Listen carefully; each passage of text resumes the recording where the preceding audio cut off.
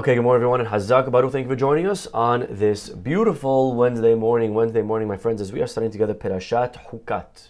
And yesterday we spoke about the sin of Moshe Rabbeinu and hitting of the rock. We quoted the Orah Hayim, who gave many, and I mean many interpretations. He quoted 10 to be exact, of what Moshe did wrong. And the Orah Hayim, after listing those 10, he ended up throwing them away.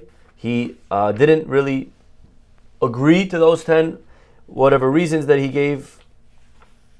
And so the Orah Hayim now goes on, and I promised you yesterday that we would today's class dedicate to his view of what went on with the sin of Moshe and hitting the rock. So here we go, my friends. Let's try to understand and unfold and unpack. And I'm going to read to you and translate, and then at the end we're going to share, I think, something beautiful. It's worth listening. Amazing lesson for life from the Orah Hayim today. And let's see first again how he understands this episode, Moshe Rabbeinu, what he did wrong with hitting the rock. He says, Imtza b'midrash. So I searched for the solution that would give me rest in the words of the earlier sages. Orah Hayim says, I saw 10 interpretations of what he did, and I didn't like any of them. So for me, he says, I had to go back to the drawing board. I went back to the basics. I went back to the midrashim, to our rabbis. That's where we begin. And I found the midrash, and listen to this midrash, he says. Ya'an lo he'emantem. God says, because you did not believe in me. And the midrash says, arba hataot ketuvim kan. There are 4 sins written about the incident that occurred here. Moshe did 4 things wrong. Lo he'emantem, you did not believe me. Lo kedashtem, you did not sanctify me. Ma'altem, you trespassed against me. Meritem, you defied my word. And each of these expressions points to a different sin within the incident. And then again, these are 4 psukim, 4 words written in our parasha and later on in Devarim. Moshe does 4 wrong things. Lo he'emantem, number 1, you did not believe in me. Shelo amarti lachem lahakot. I didn't tell you to strike the rock. Vehikitem, and you struck the rock. That was your first problem, your first mistake. Number 2, lo kidashtem lehavi mayim mikol sela sherotzim. That means you didn't sanctify my name, God says. I command you to produce water from any rock. You did not do so. You only wanted to bring water from the rock of Miriam. That's number 2. Number 3, ma'altem, you trespassed. You said to the people, shall we bring forth water from this rock? That's number 3. Number 4, meritem, you defied my word. She'amarti v'debartem el hasela, shena alav perek ehad. I told you, Moshe, that when you get to the rock, you have to speak words of Torah. Learn a Mishnah, something. And then the rock will produce water. But you didn't do that. Avartem adevari, you did not learn Torah near the rock. Ad kan leshon ha-midrash. Here is where the midrash ends. So Orah Hayim's beginning with the midrash that says that Moshe Rabbeinu did 4 wrong things. Number 1, he hit. Number 2, he went to the same rock instead of going to any rock. Number 3, he said to the people, you think I could bring water from this rock? And number 4 is he didn't learn Torah next to the rock. Now, before going into each of these sins, Orah Hayim first really explains how this midrash explains the pasuk beautifully. Al pi midrash ze na'amod al perush imrei kadosh. Based on this midrash, we can understand the meaning of the words of HaKadosh Baruch Hu. Hashem says to Moshe, and it's again worth opening the pasuk for this class, the parasha. Kach et hamate, v'dibartem el hasela, v'hotzat lahem mayim min hasela. God says, take the staff, speak to the rock, take water from the rock. I have a few questions here, says the Orah Hayim. Number 1, if you're not meant to hit the rock, then why take the staff to begin with? It's a very interesting question. It's Orah Hayim's question. You're telling me that he's only supposed to speak, so then why am I taking the staff? Number 2, what does he say 2 times? He says, you're going to speak to the rock, it's going to give water, and you're going to bring forth water from the rock. Why say 2 times bring forth water? Number 3, why does it say a second time the rock? You're going to speak to the rock and you're going to bring water from the rock. It didn't need to say that. It could have just said you're going to speak to the rock and bring water from it. It, a pronoun, it would have been enough. You didn't have to say again the rock. According to the Midrash, we now explain the pasuk very clearly. The reason God says to Moshe to take the staff is lehurmanata de malka. It's to show a symbol of Moshe's royal authority from Hashem, to demonstrate that Moshe possessed a heavenly power. Lo lehaka'ah. So it's not to hit the rock. It was just to show Moshe had a certain status. Holding the staff had the name of Hashem on it. Don't forget. It had the name Detzach Hadash Be'ahav.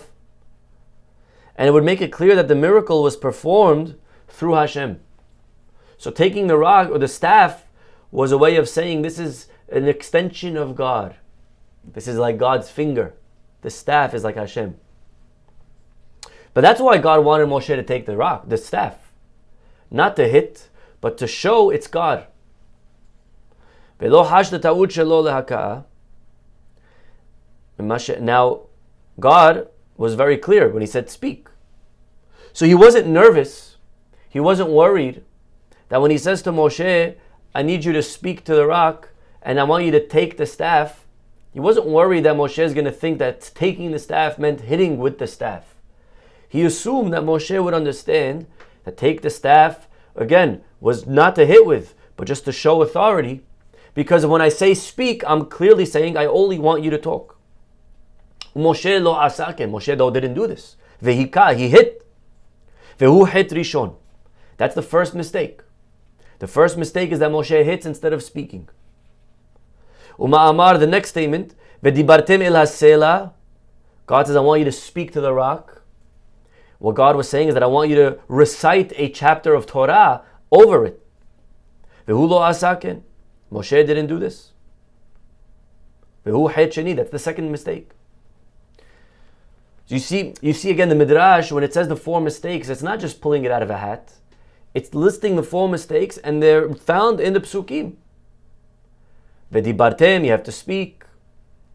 Elasela, words of Torah to the rock. Uma'amar ve'hosata lahem mayim min hasela. Nitkaven ma'amar lomar afilu misela aher. That's why God repeats and says, I want you to draw forth water from a rock. He says a rock and then again a rock. Why 2 times a rock? That was the third question we asked. Because it wasn't the same rock. It didn't need to be the rock of Miriam. Any rock will do. Whatever rock the Jews want, you get water from that rock. That's why it doesn't say it. It would mean that rock. But he says again, the second time, a rock. Any rock is okay. It doesn't have to be the same rock that water came from Miriam's well. And again, Moshe did not do this. Moshe instead went to the exact rock. Now we understand, by the way, what Moshe means when he says to the Jews, listen you morim. What does that mean, listen you morim? The word more, what does more mean? A mora is an instructor, it's a teacher. Moshe was saying, they were teaching, they were instructing Moshe to do something. What were they instructing him to do? They were commanding Moshe, hey Moshe, I want you to take water from that rock. Not the one that you like. It's like a magician. He comes to you with a deck of cards and he says, here, I want to do a trick for you. You say, yeah? Here, do a trick with my deck of cards. So the Jewish people, they wanted Moshe to take water from a different rock. And they were instructing him to do so. That's why he calls them morim. He calls them, hey, instructors, telling me, the rabbi, what to do. They're saying it's this rock, not that rock. And Moshe responded, Hamin hasela? You want me to bring water from that one? He says, no, can't. Sela ze eno ra'ui le'otzi mayim. You can't take water from that one. Hashem wants me to use the one of Miriam. Nimtzeu beyad Moshe shtei shkagot acherim, and which led to other two mistakes. Achat she'Hashem amar hotzeta lahem masela sheyachpetzu, v'hu lo asa ken, take water from any rock they want, and Moshe didn't do this. And shenit, and then she'asa lahem echleta ha'efsheriyot be'omro hamina sela, by him saying, you think I can bring water? And these are all together the mistakes that Moshe made that the Midrash listed. So how many mistakes did Moshe make? You say, okay, he made 4 mistakes. Comes the Orah Hayim and he says no. V'hal alenu, and my friends, such a beautiful lesson for life. Listen to what he's going to say now. Chal alenu chovad gavra. We have to really... Moshe made 4 mistakes. Again, he hit instead of speaking. He didn't say words of Torah. He didn't go to any rock. He went to a specific rock. He said to the people that can't do it otherwise. But we have to understand, what was Moshe thinking? Ish Elokim. To make 4 mistakes, not 1, 4 mistakes that really shouldn't be made, even for a simple person. How did Moshe, such a great person, make these 4 mistakes?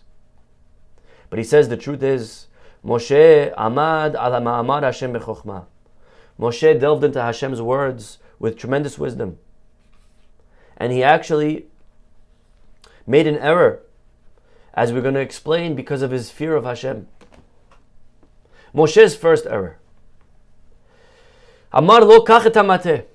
Moshe, again, God tells him what we read. What we're reading is what God says.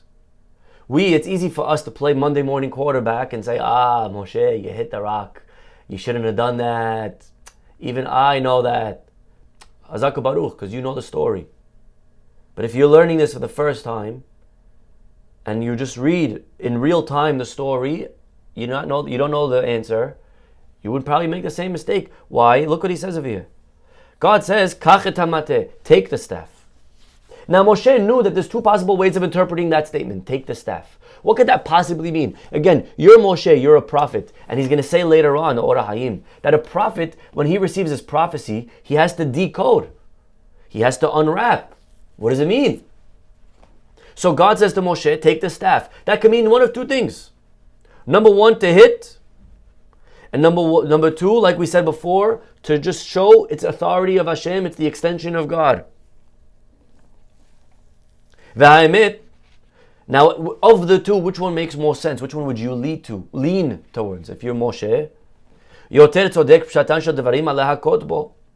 The simple way of understanding take the staff is to hit with. Because the other way, that it's just to show authority, but not to do anything with the staff, it's a little bit of a stretch. Now we do find in the past that Hashem said to Moshe, take the staff. Right? By the makot and everything. But every single time, now again, put yourself in Moshe's shoes. Every single time that you were commanded as Moshe Rabbeinu for the last 1.5 years, and especially if you understand that this story is in year 40, so for the last 41 years, since you met God till now, every time you took the staff, it was because you were to perform something with it. You were to turn it into a snake, you were to strike the river. Something was happening with that staff. So when Hashem says, bring the staff, Moshe understands there's a track record here. There's a precedent. Always the staff was to use. Although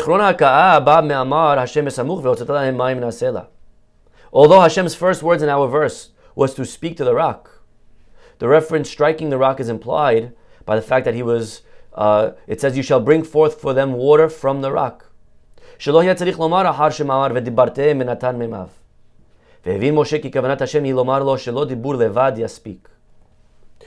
Obviously, speaking to a rock alone ain't going to bring water. I have to do something. By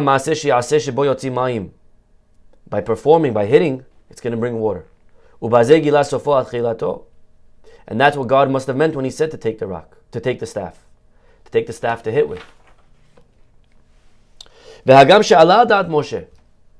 even though Moshe understood that there is another way of interpreting,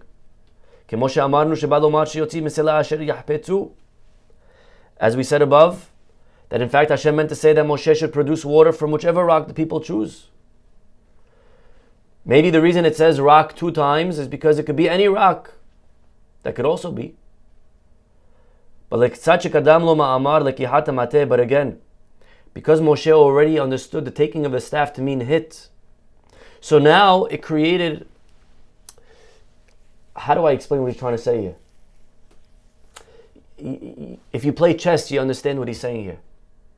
When you play chess, or any game, any brain game, so every move that you make creates automatic another move. If I move the car here, it's going to cause that piece to go there, and it's going to cause the ball to fall over here, and it's going to lead to that over there, and it's going to here, and it's going to that, and it's going to this. And so Moshe, because he interpreted, I have to take the staff to hit with it. So it now created another automatic understanding of Hashem's words. That when Hashem says to take the rock, to hit the rock, to talk to the rock, 2 times rock. What does rock mean 2 times? It could again mean one of 2 things. It could mean speak to any rock, and that's what the people wanted. But that's a no longer possible understanding of the pasuk for Moshe. To him, because he already interpreted to take the staff means to hit with it. So it had to be now that taking the staff. So after Hashem tells him to take the staff, Hashem would clarify that he was to perform some action with it. He therefore interpreted this extra phrase as Hashem's command to take a specific action in order to produce the water, i.e. to strike the rock. So what he's saying over here is that really Moshe made 4 mistakes. But the 4 mistakes were really a result of 1 mistake. Because he interpreted God's words here this way, so it led to this, and it led to that, and it led to this, and it led to that. I'll give you the 3rd mistake, right? Speak. Speak what? Speak means speak words of Torah. B'debartem. Again, but that meaning of speak will change based on how you understand the meaning of take the staff. For logic dictates that a rock would not respond when Moshe would speak to it. Speaking to a rock is not going to do anything. So how would a rock bring water?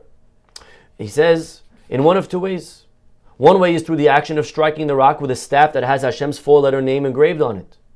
By doing this, Moshe would awaken the force of life within it, as I explained elsewhere, that there is nothing in the world, even among the plants and the other inanimate objects, that does not have a spiritual, life-giving component in accordance with its properties. Everything has a soul, even a rock. And therefore, when Moshe hits the rock with the staff of Hashem's name on it, he would awaken the force that's within the rock. And Moshe, by awakening it, so now the rock would respond and produce water. That's what Moshe thought. By hitting it, that's how I'm going to awaken the life of the soul of the rock. There is another way to awaken the life of something, and that's by learning Torah next to it. And that's really what God wanted. God wanted him to say words of Torah. And this would awaken the life force within the inanimate object.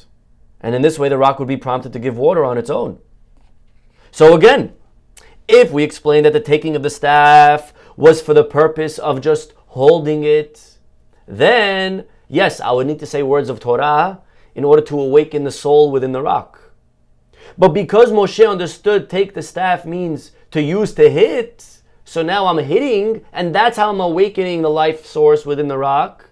So there's no longer a reason to learn Torah next to the rock. So again, because of 1, now 2. Because of 2, now 3. And because of 3, now 4. And so all of these mistakes, says the Orah Hayim. And it's a beautiful piece of here. And again, if you have a few minutes, open it up and read it. And he explains how all of these 4 mistakes. And that's why, because he thought to hit, he thought it had to be the same rock. And because it had to be the same rock, when the people told him any rock, he said no. And that's why he called them instructors. All of it really in life, and this is the lesson for today, my friends. The mistake of Moshe is a chain reaction. It's a chain reaction. The Orah Hayim is really telling us that Moshe's mistakes were one mistake. It was one wrong action that he took. It was one wrong calculation. And that's really the nature of mistakes and in life. They have consequences. And often what appears to be in our personal lives many mistakes, many errors, could actually be traced back to one fundamental mistake. And really, a person could think, everything's going wrong in my life. So many things. My marriage and my relationship with my kids and my business. Everything's breaking apart. Everything's falling apart. And really, no, not everything's falling apart. You have to go back to the root cause. There's really one problem here. The one problem here is that you're not managing your time properly. That's the problem. The problem is that you're not dedicating time for family and time for children and time for work and time. You're trying to do everything everywhere. Maybe with a little bit of time management, you actually could fix everything. It's not as big as a problem as you think. You don't have 5 things going wrong in your life. It's one thing going wrong. It's leading to 5. But it's really one mistake. When a person doesn't have time management, so he's missing deadlines, there's poor quality of work, there's stress now in his life. But really, all he's got to do is manage his time. So the guy thinks he has, a million things going on. But if you fix one, you fix everything. It's like the guy, he says to the doctor, "Doctor, everything hurts." He said, "Everything hurts?" He's like, "Everything hurts. Look, ow, ow, ow, ow, ow, ow. Everything hurts, doctor." That doesn't make sense, everything. The doctor touches him. "Did that hurt?" He says, "No." "That hurt?" He says, "No." "Did that hurt?" "No." The doctor smiles. He says, "Here, give me your finger." He shows the guy, "Look, you see, you have a cut on your finger. That's why everything hurts. It's really your finger that hurts." Ow, ow. It's only one problem. Not everything. You fix one thing, you fix everything.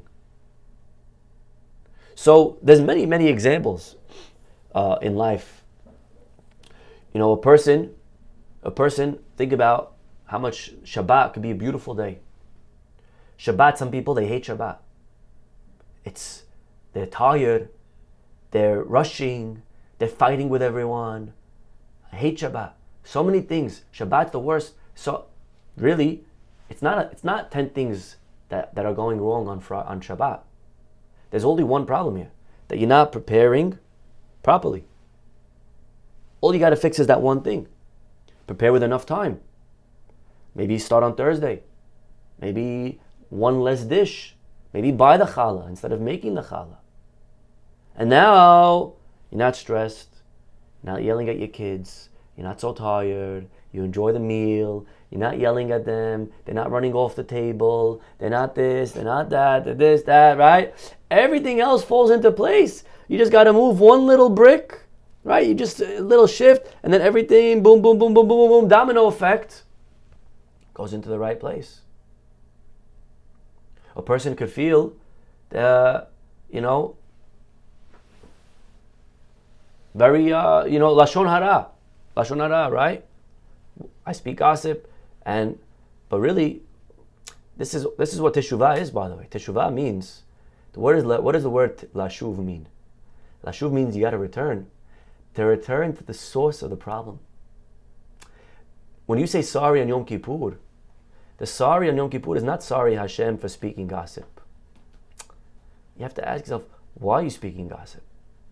Why? Why am I talking bad about people? Maybe I have low self-esteem.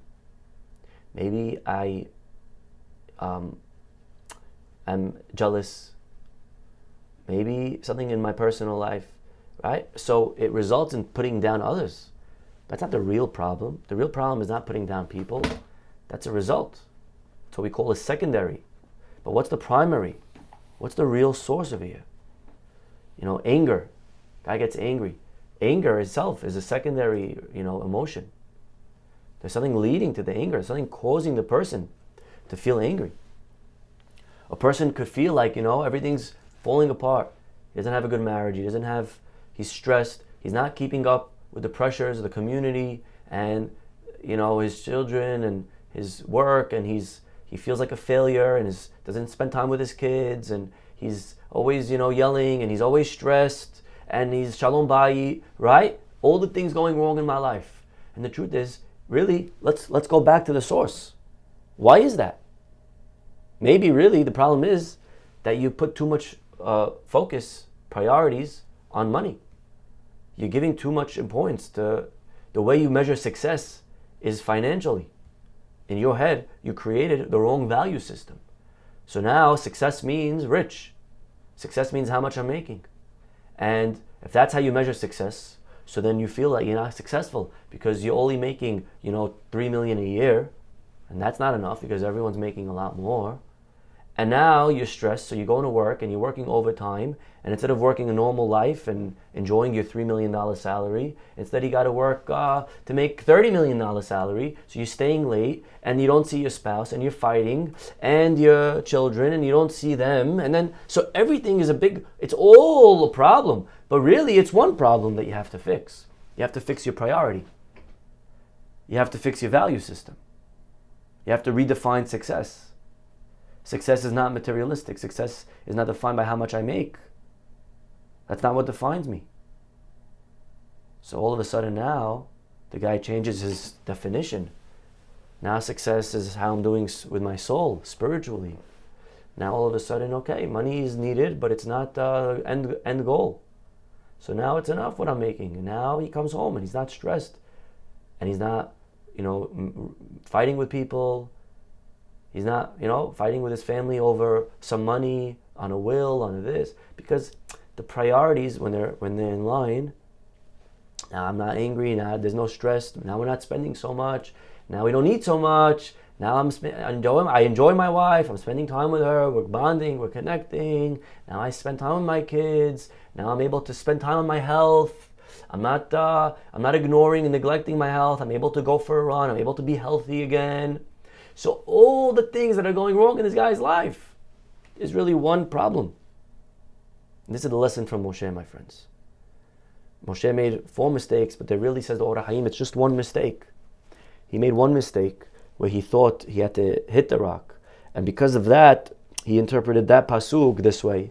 And because of that, he interpreted this pasuk that way. Because of that, he interpreted the other one. And then everything is a result, but it all narrows down. All the roads lead to one mistake. And that's what our rabbis tell us. Avera goreret avera. One sin leads to another sin, leads to another sin, leads to another sin.